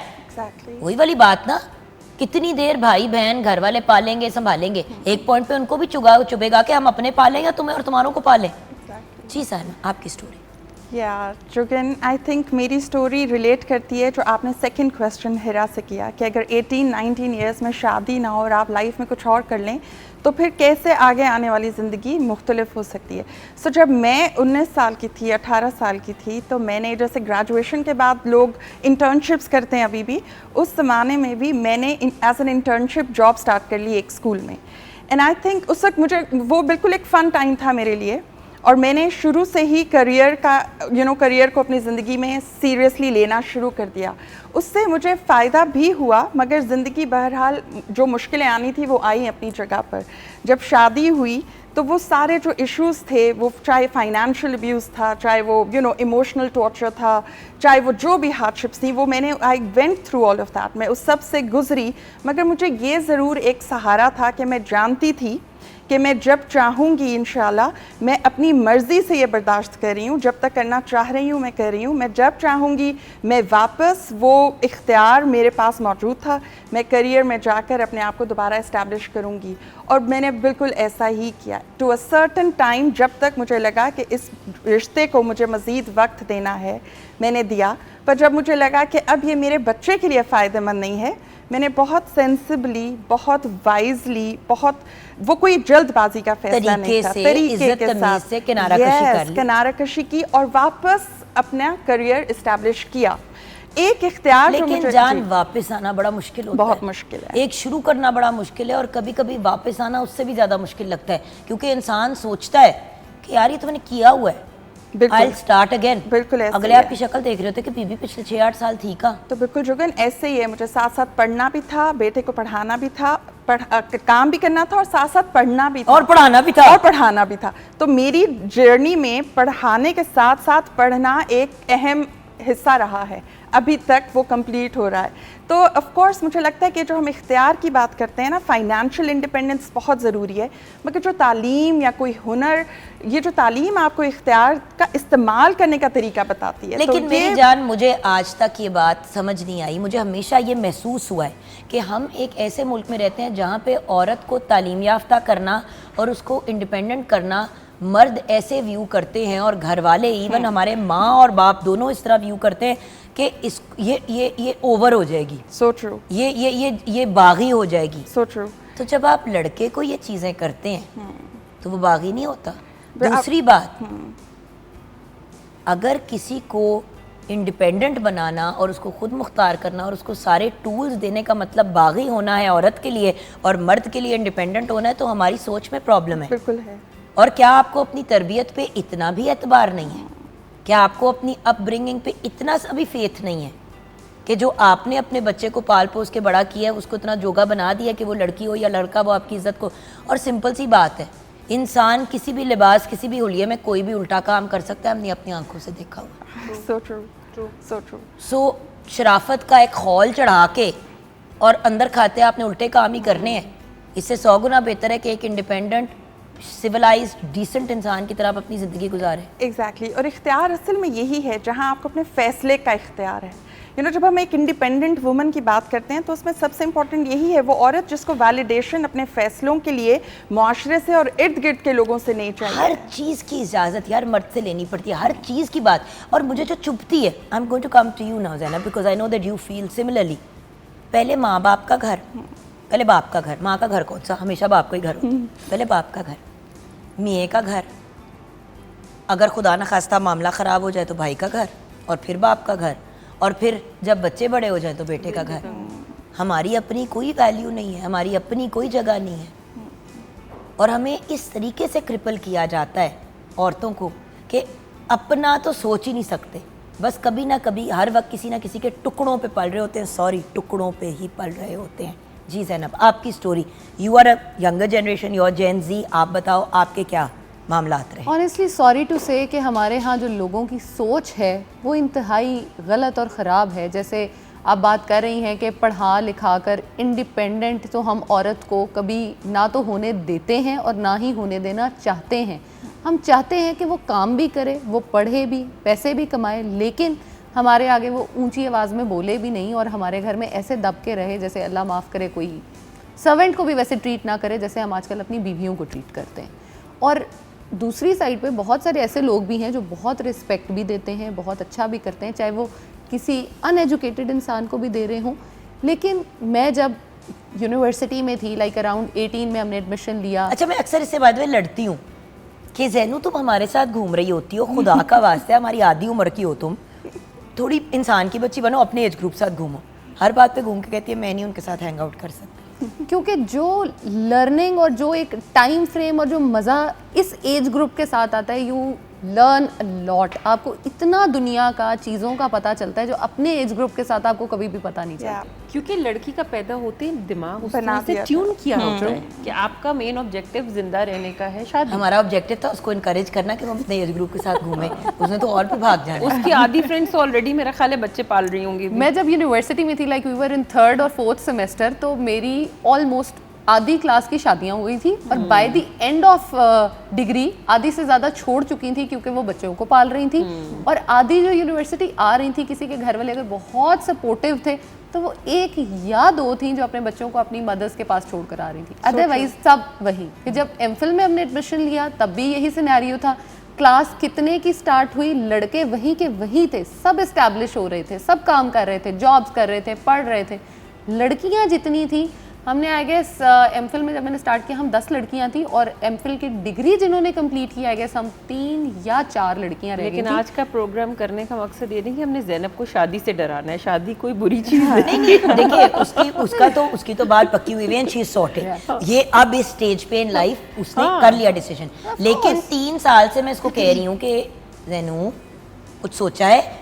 घर वाले भी इसके कहें ऑब्वियसली कि भाई हमने रिश्ता देखा हुआ है, हम इसको सेटल करना चाह रहे हैं, बट यही बात कहती थी कि मैं पहले दीदी अपने मामलात देख लूँ, अपना पहले मैं अपना मामला अपनी चीज़ें सेट कर लूँ, फिर मैं शादी करूंगी, क्योंकि मैं शादी भी करके किसी के ऊपर एक बर्डन नहीं बनना चाहती। अच्छा, कुछ चीज़ जो है ना मुझे जो लगता है जो मैंने अपने घर से सीखी है, मुझे पैसे मांगना नहीं आता। लाइक मैं अपने फादर से नहीं मांग सकती कि जी मुझे ये पैसे चाहिए, I need to earn it my जबकि वो कॉन्स्टेंटली फिर इसको केटर करने की कोशिश करते हैं, चीजें खरीद के, ज्वेलरी ले दी, ये कर दी वो कर दी, क्योंकि ये कहती है नहीं। हाँ। मतलब इसको मैंने कहा गाड़ी तुम कहती है मैं तब लूंगी जब मैंने अपने पैसों खरीदूं थे, मैंने लेना बाबा से। और ये बहुत ज़्यादा औरतों में बहुत ज़्यादा मैंने देखा खुद मुख्तारी का, लेकिन जो उसकी element पूरी है। क्लास में, उसकी पूरी जो एज ग्रुप है फ्रेंड्स में, ये 1 या 2 बच्चियां हैं उस पूरे ग्रुप में। तो फिर वही वाली बात आ जाती है ना कि 50% अगर हमारी अवाम खवातीन है और 60 से 70% जो है वो यूथ है, तो इतना बड़ा चंक है जो घर पे भी नहीं बैठा हुआ लेकिन कुछ कर भी नहीं रहा। बहुत सी अनमैरिड बच्चियां हैं जो सोच रही हैं कि हम क्या करें अपनी जिंदगियों में। अच्छा, ऑनेस्टली जो पे कुछ साल पहले भी ये एक बड़ी लड़ाई चली थी और वो ये थी कि जो भी गवर्नमेंट की सीट्स आती हैं, चाहे वो MBBS के लिए आती हैं, BDS के लिए आती हैं, इंजीनियरिंग के लिए आती हैं, उनको ना मेरिट पे नहीं 50-50 पे डिवाइड किया जाए ताकि मर्द और औरतें दोनों इकट्ठे पढ़ें। क्यों जी? क्योंकि औरतें तो शादी करके डॉक्टर बन जाती हैं, इंजीनियर बन जाती हैं, घरों में बैठ जाती हैं। भाई वो घरों में क्यों बैठती हैं? हम उनको बिठाते हैं तो वो बैठती हैं ना। अगर उनको हम काम करने का अपॉर्चुनिटी का मौका दें, उनके बच्चों को कोई संभाले, उनके घर को कोई संभाले। नहीं, पर देखो ना कितने अफसोस की बात है कि बच्चियां डॉक्टर बन भी जाती हैं, डिग्री मुकम्मल कर लेती हैं, वो कभी रेजिडेंसी नहीं कर पाती, क्योंकि इतना घर से गिल्ट मिलता है कि बच्चा छोड़ के जाओ। नहीं बच्चा छोड़ दे, अभी शादी नहीं हुई।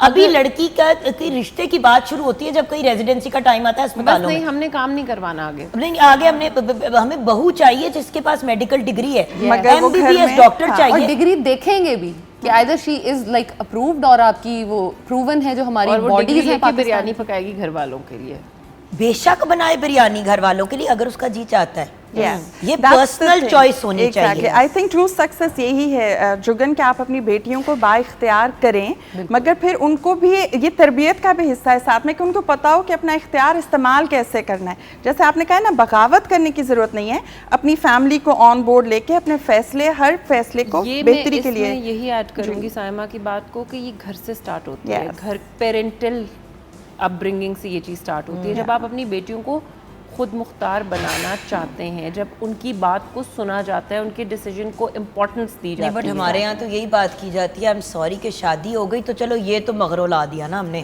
अजाब। इसीलिए तो लोग पिटते हैं बेटियों के पैदा होने पे।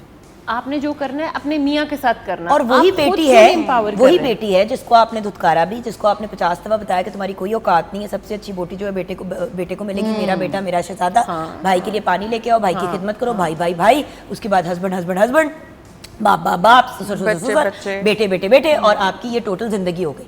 और फिर वही बेटी है जो आखिरी सांस पे अपनी माँ को अपने गले से लगा के बैठी होती है और ये दुआ कर रही होती है कि या अल्लाह ताला मेरी माँ को मेरी भी जिंदगी लग जाए।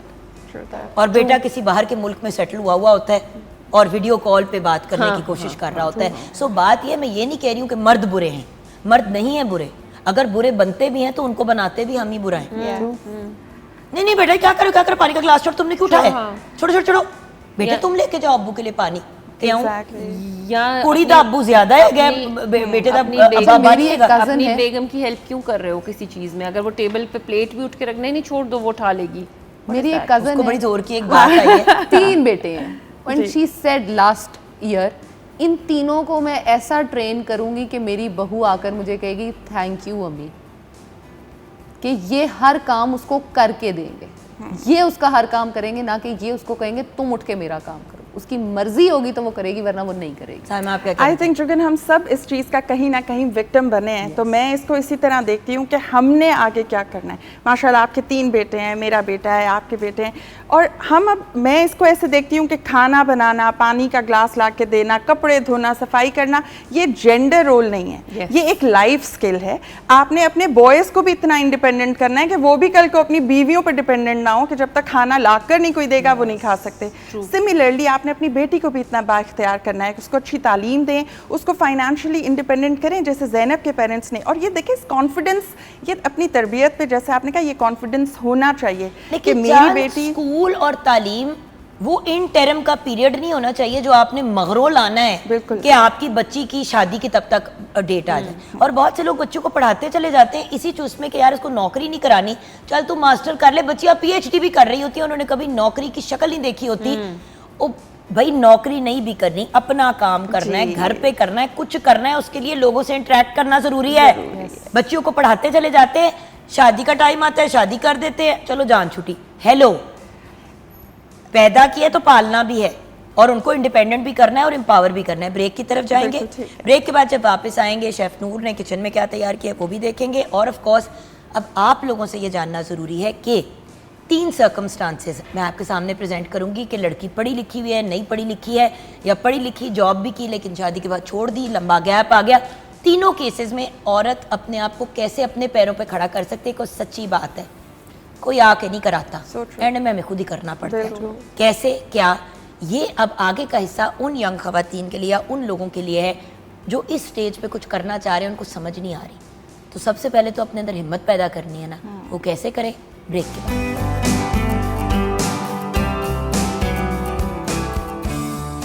Welcome back from the break viewers. आइए किचन में नज़र डालते हैं और देखते हैं कि शेफ़ नूर ने क्या तैयारी की है। जी मेरा whole spice spicy chicken ready है with mint raita and salad fresh. अच्छा शेफ़ नूर, एक बात बताएं, आपकी फ्रेंड्स तो होंगी बहुत। इस स्टेज पे ज़िंदगी में कुछ फ्रेंड्स होंगी डेफिनेटली ऐसी जो फाइनेंशियली टफ टाइम से गुजर रही हैं, जो पढ़ी नहीं, जिन्होंने नहीं कुछ किया या उनको करने नहीं दिया गया और आज वो सफ़र कर रही होंगी। जी, कुछ ऐसी हैं जो कि मतलब कुछ भी नहीं करती और वो मेरे साथ ही, मतलब मेरी एज ग्रुप के भी हैं और हमने इकट्ठी कुकिंग सीखी और वो मुझे कहती हैं कि आप हमसे आगे निकल गई हैं, हमें भी कुछ करना चाहिए था। तो बेचारी हैं इस तरह की कि जो अपने सफ़र कर रही हैं और क्या कहते हैं, अगर वो कुछ करना चाहते हैं तो पेरेंट्स कहते हैं नहीं, मतलब खानदान वाले क्या कहेंगे, मसला है, खानदान वाले क्या कहेंगे कि तुम लोगों ने कुछ नहीं करना, घर बैठो। तो फिर बेचारी घर से ही कोई ट्यूशन कोई इस तरह करके मतलब अपनी। और कोई वाली चीज़ है ना कि एक पॉइंट होता है कि फिर काम भी वो करना पड़ता है जो छुप के कर रहे हो, जिस पे फिर खवातीन ट्यूशन्स की तरफ चली जाती हैं। लेकिन अगर आप पढ़े भी नहीं हो तो फिर आप क्या करो?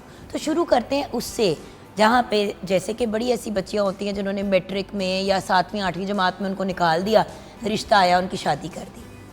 अब टफ़ टाइम आता है, खुदा न खास्ता डिवोर्स हो जाती है, कोई ऊंच नीच हो जाती है ज़िंदगी में, या डेथ हो जाती है हस्बैंड की। अब टफ टाइम आ गया, पड़ गई है सर पे, ऐसा बंदा क्या करे?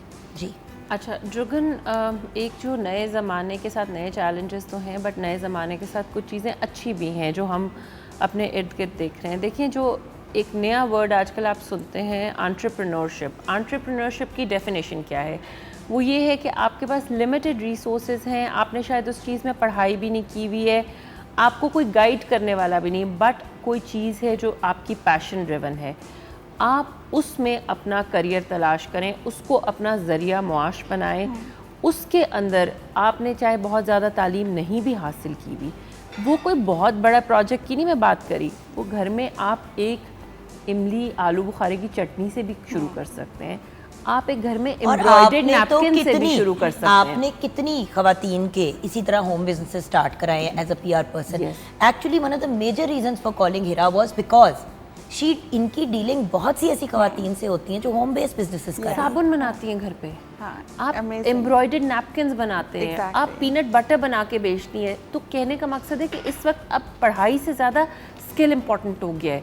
बिलीव यू मी जुगन, ये चीज़ बिल्कुल अपने जहन से सब खवातीन निकाल दें कि उनके पास अगर कोई बहुत बड़ी डिग्री होगी एक सर्टेन फील्ड में, तभी वो, हाँ वो कॉर्पोरेट के लिए बहुत ज़रूरी है, कॉर्पोरेट के लिए you need a degree, but ये जो एंटरप्रेन्योरशिप है उसके लिए ये सबसे बड़ी ब्लेसिंग है।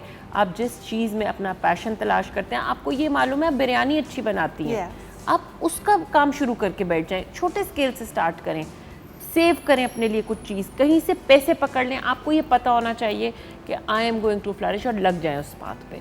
फिर ये नहीं कि आज ये कर लिया कल वो कर लिया, बस एक साइड एक ट्रैक पकड़ लें और जस्ट गो ऑन इट, और फिर अल्लाह आपके लिए रास्ता निकाले। अब ये हम बात करें उन खवातीन के लिए जो पढ़ी हुई नहीं है, what about you? I think जो हिरा ने बात की है वो बिल्कुल ठीक है। अगर आपके पास तालीम नहीं है तो एटलीस्ट आपको ये पता होना चाहिए आपको क्या करना अच्छा लगता है या आपकी स्ट्रेंथ क्या है, और फिर उसी स्किल को आप अपना प्रोफेशन बना लें। मैं थोड़ा सा इसमें ये ज़रूर ऐड करूँगी कि आप बेशक वैसे पढ़े लिखे नहीं हैं मगर तालीम को अपनी ज़िंदगी का हिस्सा ज़रूर बनाएं, इसलिए किताबें पढ़ लें। देखिए आई अंडरस्टैंड बहुत से ऐसे लोग हैं जो किताब भी नहीं पढ़ पाते, तो चैनल्स अगर हैं, इतने स्पीकर्स हैं, इतने मेंटोर्स हैं जिनकी आप बात सुनकर आप इतना कुछ पॉडकास्ट सुन लें, सेल्फ डेवलपमेंट के ऊपर, अपनी एंटरटेनमेंट के पॉडकास्ट की Yes, बात आप करें जहाँ वैसे पे भी लोगों के कीचड़े YouTube उड़े हैं, मैं बात उठाते करें हैं पढ़ने और लिखने की। आप कितना टाइम वेस्ट करते हैं YouTube पे, तो आप एक अच्छी पर्सनल डेवलपमेंट, अपनी सोच को तब्दील करने के लिए एक और वर्ड मैं आपको इंट्रोड्यूस कराना चाहूँगी हमारी ऑडियंस को यहाँ पर, कोलैबोरेशन। ये जो हमारे अंदर कंपटीशन का एक एयर है ना कि मैंने अगर काम शुरू कर लिया और उसको भी मैंने यही वाला मशवरा दे दिया, वो मुझसे आगे चली जाएगी, तो खुदारा ये कंपटीशन का दौर नहीं है। आपके अंदर एक स्किल है और आप अपने किसी ऐसे जानने वाले दोस्त को, खैर ख्वाह को ढूंढें और एक दूसरे की खैर ख्वाही चाहें, कोलैबोरेट करें। हो सकता है मुझे बिरयानी पकानी बहुत अच्छी आती हो और इंटरनेट यूज़ करना ना होता हो, और हिरा जैसे एक PR पैकेजेस कर रही हैं, काम कर रही हैं, मुझे एक ऐसी दोस्त मिल जाए जो मेरे उस छोटे से बिजनेस को ऑनलाइन ले जाए और हम दोनों मिलकर उसका फ़ायदा उठा सकें। तो कंपटीशन की बजाय कोलैबोरेशन की तरफ फोकस करें, मिलजुल कर दोनों, हर कोई ये प्रॉफिट्स को एंजॉय करे और ज़िंदगी में बेहतरी, आई थिंक जब आप एक दूसरे को अपलिफ्ट करना चाहते हैं तो आप खुद ब खुद ऊपर चले जाते हैं। अच्छा, ये बड़ी प्रॉब्लम है जो साड़ा एक दूसरे से खवातीन को चढ़ जाता है। ज़ैनब, आपकी तरफ मैं दूसरे एंगल से आ रही हूँ। एक तो खवातीन की सपोर्ट नहीं करती, दूसरी बात, बड़ी दफ़ा हम ऐसे काम में पड़ जाते हैं, अब आप अगर पढ़े लिखे नहीं हैं तो आप अपने नाम के साथ न्यूट्रिशनिस्ट ना लगाएं, अपने नाम के साथ वेट लॉस एक्सपर्ट ना लगाएं, इसलिए क्योंकि व्यूअर्स, ज़ैनब ही बड़ी दफ़ा शो पे आके दूसरे कॉन्टेक्स्ट में ये बात करके जा चुकी है कि फ़लाँ ने ये ऐसा डाइट प्लान दे दिया कि अगले के गुर्दे और जिगर ही उड़ गया। गलत डाइट्स, गलत डाइट प्लान, गलत चीज़ें। देखिए, अपने स्किल सेट में रहते हुए करें। आप अपने आप को साइकोलॉजिस्ट नहीं बुला सकते हैं। बिल्कुल।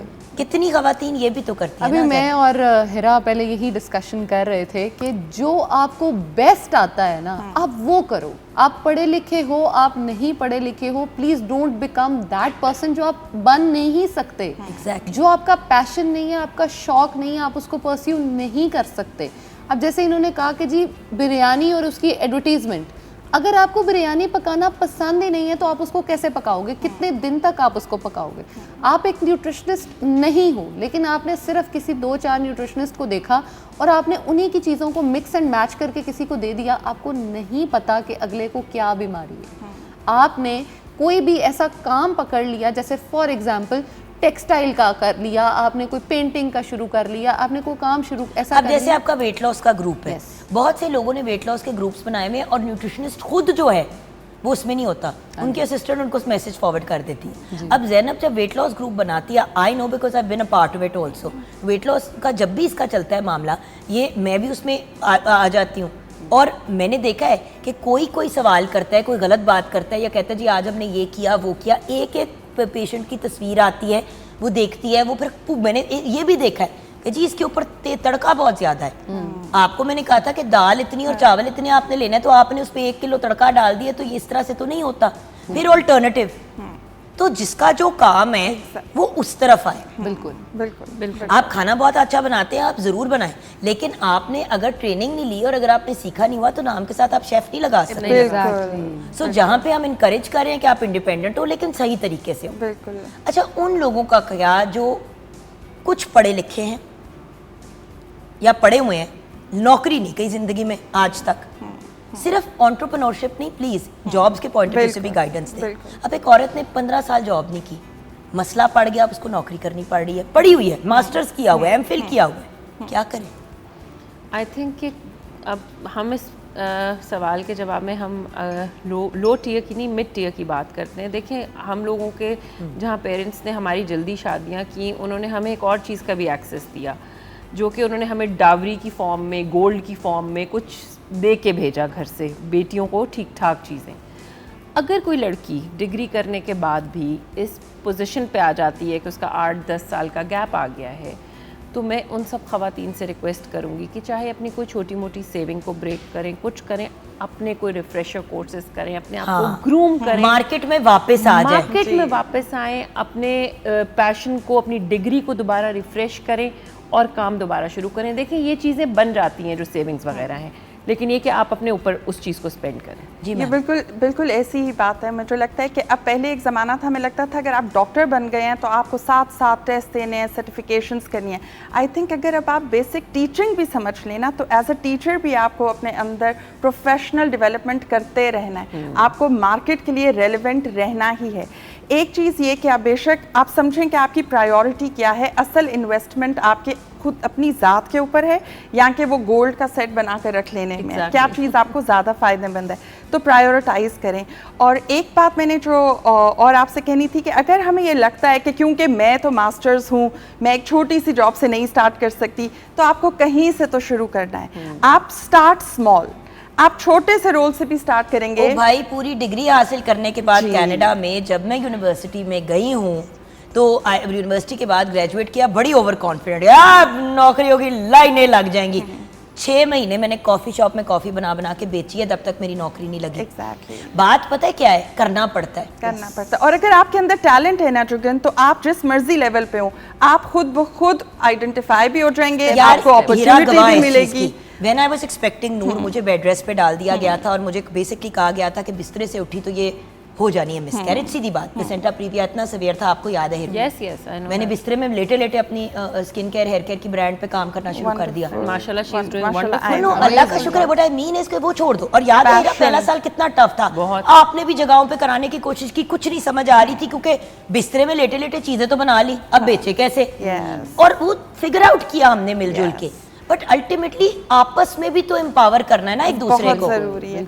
और वो गोल होना बहुत ज़रूरी है, आपकी ज़िंदगी का मकसद है। वो सब औरतें जिनको लग रहा है हम सेटल्ड भी हैं, खामन का पैसा भी है, सब कुछ हो रहा है, फिर भी अपनी ज़िंदगी का मकसद हमेशा रखेंगे, तो आप कोई ना कोई ऐसी अपने अंदर इन्वेस्टमेंट करते रहेंगे जिससे आप डेवलप होते रहें, ग्रूम होते रहें। फाइनली सपोर्ट के साथ हम खवातीन एक दूसरे के साथ ही खड़ी होती है, और हमारी फैमिलीज़ के जो मर्द हजरात होते हैं, हम अक्सर कहते हैं कि अब्बा ने इजाज़त नहीं दी, लेकिन अब्बा को जाके अम्मा ने कहा होता है अच्छा, मैं यहाँ कि पे एनू तुसी बहुत बिगाड़ है, रोको एनू। साफ अब्बे के मुंह से लग रहा होता है कि अम्मा के कहने पे अब्बा जी जो कह रहे हैं बैठ जा चुप करके। अब मैं यहाँ पे ना इस मिथ पे एक हमेशा बात करती हूँ और कहना चाहूँगी कि मैं आज जो हूँ, जहाँ हूँ, ये मैं अपने फादर की वजह से हूँ। Your father is awesome. मैं टीवी पे नहीं आना चाहती थी, ही वॉज द वन। मैं जहाँ ये बात करती हूँ लोग हैरान हो गए, बाप ने कहा टीवी पे आओ। He was the one, he was my backbone के टीवी करना है, यूट्यूब चैनल मेरा बनवाने वाले वो, मेरे काम, हर काम में मुझे अभी भी धक्का देने वाले, ये करो ये करो ये करो। मुझे पैसों की ज़रूरत नहीं थी, वो मुझे अभी भी जो कर रहे थे वही सपोर्ट। मैं जितने कमाती हूँ शायद मैं उतने में अपने 10 दिन भी नहीं गुजार सकती, वो मुझे सपोर्ट करते हैं। लेकिन ही सेज लोगों से मिलो जुलो।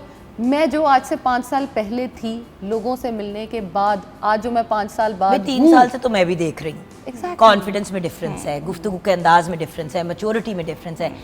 व्यूअर्स, अल्टीमेटली ये खवातीन जो बैठी हैं, कहीं ना कहीं किसी ना किसी, हिरा के केस में इनके बेटों ने इनको बहुत सपोर्ट किया, बहुत ज़्यादा, बहुत ज़्यादा। बहुत support। इनके ब्रदर इन लॉ ने बड़ा सपोर्ट किया, जिनकी शादी बाद में हुई थी और फैमिली का हिस्सा जब बने। मेरे तो बेटे मेरी बहुत बड़ी स्ट्रेंथ, उन्होंने बल्कि अभी भी मैं अगर मुझे किसी दिन फ्री बैठा देखते हैं तो कहते हैं why you are not going out and working, क्यों आप घर बैठी हुई हो, डोंट लूज योर पोटेंशियल, आप काम करें। तो वही वाली बात है ना, अगर हमारी फैमिली के मर्द एग्जैक्टली और हमारे घर वाले, हमारे इर्द गिर्द वाले, और जैसे कि शेफ़ नूर ने भी बताया कि उनकी फ्रेंड्स को ज़्यादा इस चीज़ की टेंशन होती है कि घर वाले क्या कहेंगे और ऑफ कोर्स माशरा क्या कहेगा, और अपनी ज़ात के साथ भी जो नेगेटिव हम गुफ्तगू करते हैं, अगर ये सारी चीज़ें साइडलाइन करके हम पॉजिटिविटी की तरफ जाए। अगेन व्यूअर, जो होम मेकर्स हैं हम उनको सलाम पेश करते हैं। सही बात। ये जो मेरी बहनें बैठी हुई उनमें से 2 होम मेकर्स भी रह चुकी हैं, and I have so much respect for them कि अपनी रूह, अपनी ज़ात, अपनी चीज़ को ज़ीरो करके, ज़ीरो बिल्कुल अपनी ज़ात की नफ़ी करके इन्होंने